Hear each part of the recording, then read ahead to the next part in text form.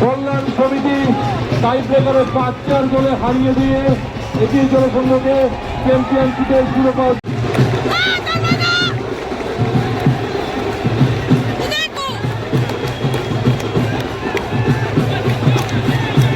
আজকে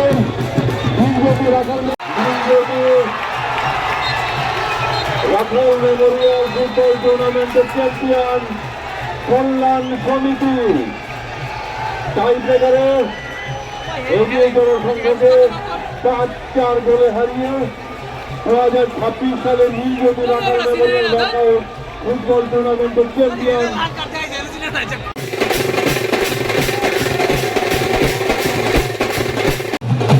ফাইনাল কল্যাণ সমিতি বনাম জাতীয় জনসংঘের মধ্যে খেলা হচ্ছে।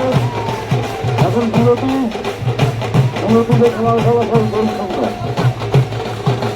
আজকের এই খেলার পর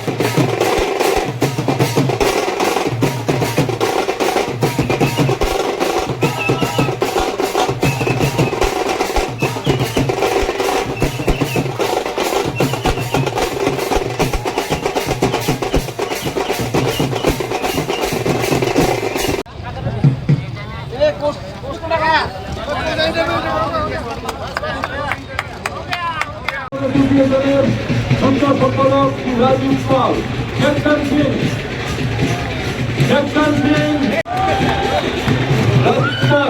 রাজীব পাল পুরস্কার তুলে দিচ্ছেন।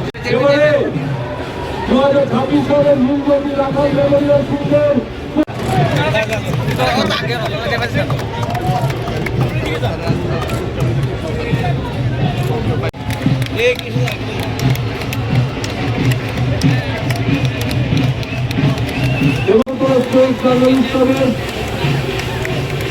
সভাপতি এবং সম্পাদক পুরস্কার তুলে দিচ্ছেন।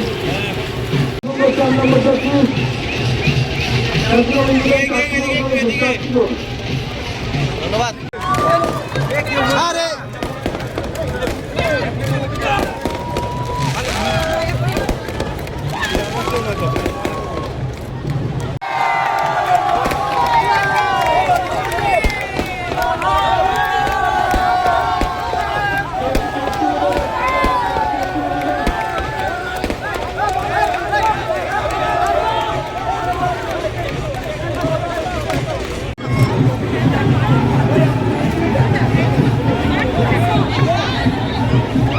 আজকে ফাইনাল হলো, এই ফাইনাল অনুষ্ঠানের মধ্যে দিয়ে আমরা যারা মাঠে উপস্থিত আছি, আমাদের মধ্যে পুরনো যে আগরতলার ফুটবল প্রেম বা ফুটবলের প্রতি যে ভালোবাসা, সেটা পুনরায় আমরা দেখতে পেলাম এই মাঠে।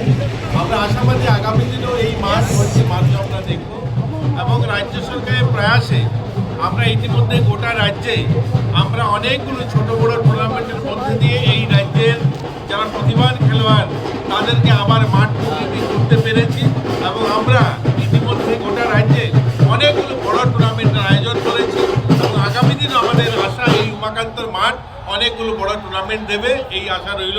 এবং আপনাদেরকে সকলকে আমরা একটা আনন্দের সংবাদ জানাতে চাই, জাতীয় ক্রীড়া দিবস 29শে আগস্ট।